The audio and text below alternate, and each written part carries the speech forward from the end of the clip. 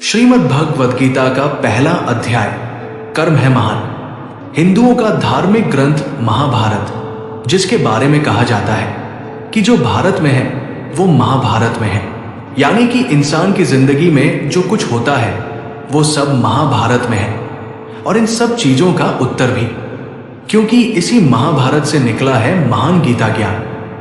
ऐसे उपदेश जो आपकी हर समस्या का हल बताते हैं, फिर चाहे समस्या किसी भी युग, काल या समय की हो। सबका एक ही निदान भगवान श्री कृष्ण द्वारा दिया गया श्रीमद् भागवत गीता का ज्ञान। क्या कहा, हमारी बातों पे भरोसा नहीं हो रहा है? अभी हो जाएगा। आजकल की एक सबसे कॉमन समस्या के उदाहरण से समझाते हैं आपको। आजकल की एक सबसे बड़ी समस्या है परिवार में अनबन, और खास तौर पर माँ और बहू के बीच आए दिन का झगड़ा और बहस।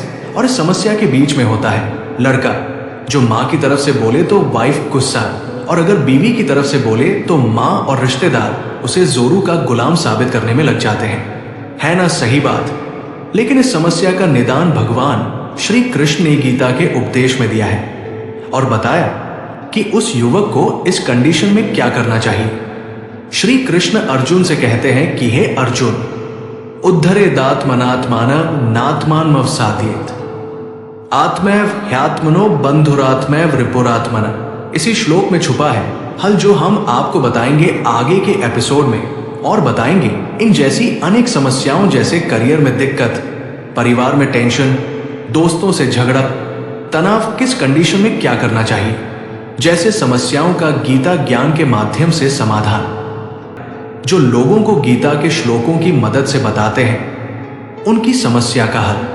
तो चलिए आप भी जान लीजिए भगवान श्री कृष्ण का बताया जीवन का ज्ञान, जिसे समझने के बाद आप जीवन के वास्तविक अर्थ को तो समझेंगे ही, और साथ में पाएंगे जिंदगी से जुड़े कई सवालों के जवाब। एक छोटे से शहर में कहते हैं पंडित जी, जो ना तो पंडिताई करते हैं ना किसी पंडित के घर पैदा हुए हैं, लेकिन फिर भी पूरा शहर और तो इंटरनेट की बदौलत जाने कहां के लोग उन्हें पंडित जी के नाम से ही जानते हैं। उनका असल नाम तो ब्रजभूषण है।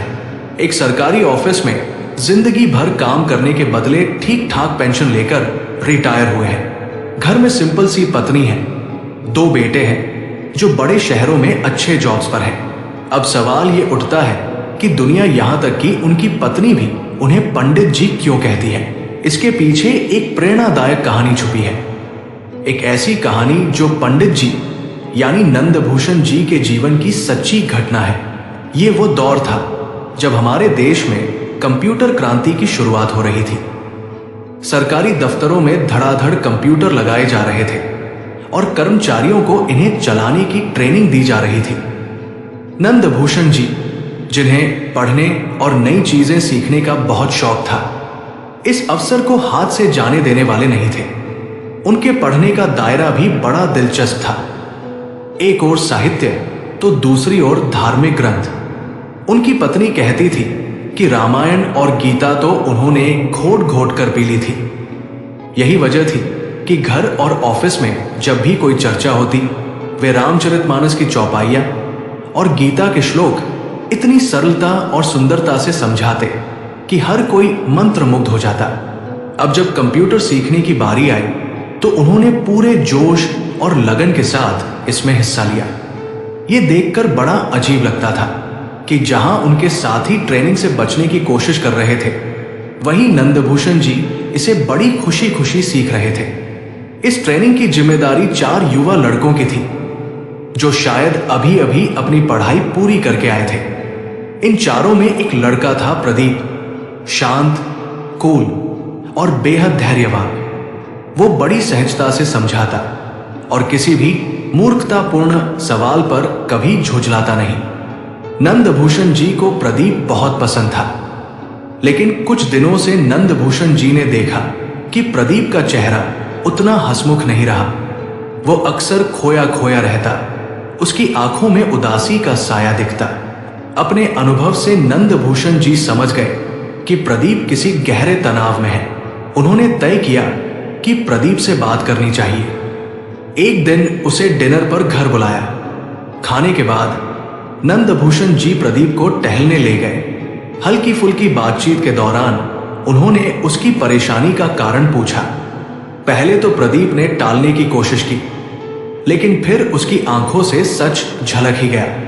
प्रदीप ने बताया कि वह पिछले 5 साल से एक बड़े प्रतियोगी परीक्षा की तैयारी कर रहा था। 3 बार कोशिश की, लेकिन हर बार असफलता ही हाथ लगी। उसकी मेहनत बेकार गई। ये सोचकर वो अंदर से टूट चुका था। अब उसे लगने लगा था कि उसकी जिंदगी के 5 साल व्यर्थ हो गए। उसने चौथी और आखिरी कोशिश के लिए तैयारी करने का इरादा भी छोड़ दिया था। वो खुद को ही अपनी असफलता का दोषी मान रहा था। ये सुनकर नंदभूषण जी मुस्कुराए और बड़े शांत स्वर में श्रीमद् भागवत गीता का एक श्लोक सुनाया।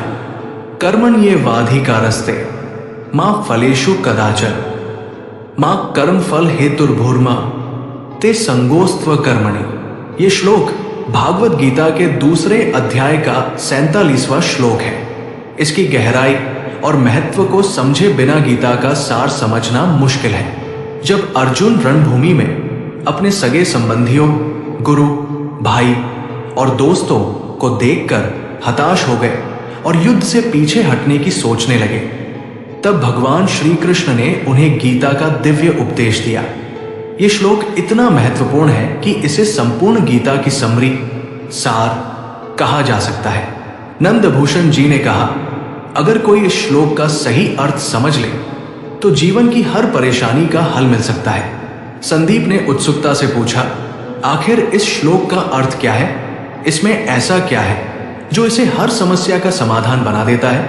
नंदभूषण जी ने मुस्कुराते हुए समझाना शुरू किया। हे अर्जुन, तेरा अधिकार सिर्फ कर्म करने में है, उसके फल में नहीं। इसका मतलब यह है कि इंसान को अपना कर्तव्य पूरे मन और निष्ठा से करना चाहिए, लेकिन उसके परिणाम के बारे में चिंता नहीं करनी चाहिए। न तो फल के प्रति आसक्त होना चाहिए और न ही असफलता के डर से कर्म न करने की प्रेरणा लेनी चाहिए। इसे और सरल शब्दों में समझाते हुए उन्होंने कहा, हम इसे हर कोई भी काम शुरू करने से पहले उसके रिजल्ट के बारे में सोचता है। जैसे बच्चे पढ़ाई शुरू करने से पहले फर्स्ट आने की इच्छा रखते हैं। बिजनेसमैन दिन की शुरुआत में ही सोचता है कि आज सारा सामान बिक जाएगा। इंजीनियर नक्शा बनाते समय एक मास्टरपीस बनाने की ख्वाहिश करता है। हाउसवाइफ सब्जी काटते हुए ये सोचती है कि आज का खाना खाकर परिवार तारीफ करेगा। हर कोई अपने हर काम से सबसे अच्छे फल की उम्मीद करता है, लेकिन सच ये है कि हमारे हाथ में सिर्फ कर्म करना है, न कि उसके परिणाम को नियंत्रित करना। परिणाम क्या होगा, कैसे होगा और कब मिलेगा, ये सब हमारी शक्ति के बाहर है। इस तरह श्री कृष्ण ने अर्जुन को सिखाया कि फल की चिंता छोड़कर कर्म पर ध्यान केंद्रित करना ही सच्चा धर्म है। इस पर ना तो हमारा कोई कंट्रोल है और ना ही राइट। नंदभूषण जी की ये बात सुनकर प्रदीप चौंक गया।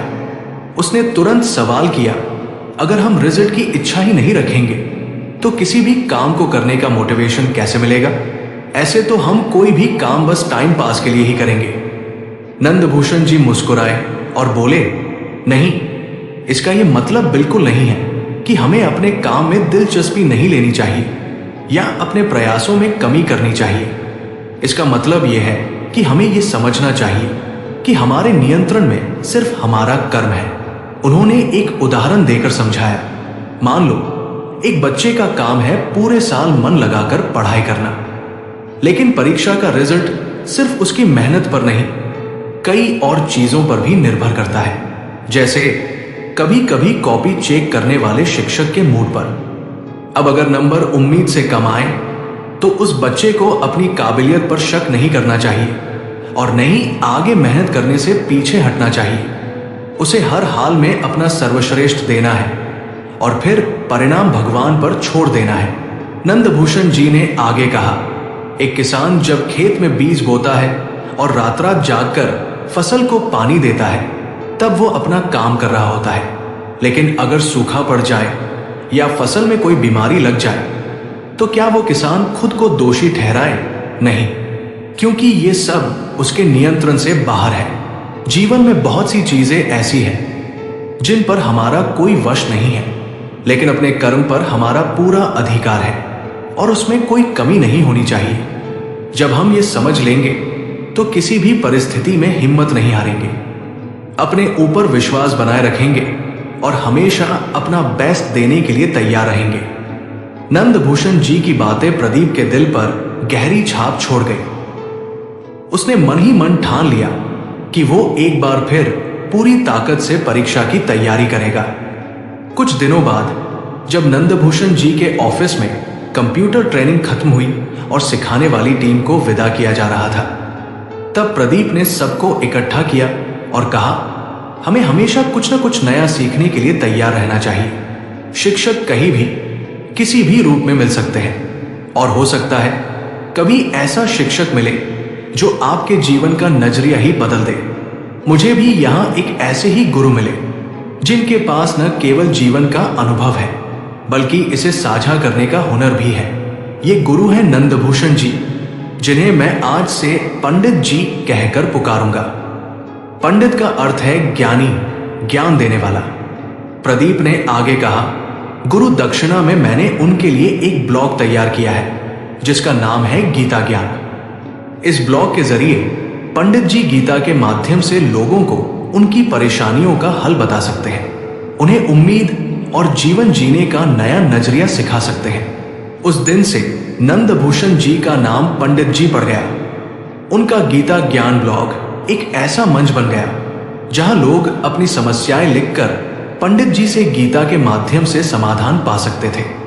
और यही गीता ज्ञान आप सुन रहे हैं हमारे चैनल ऑडियो बुक्स लाइब्रेरी पर।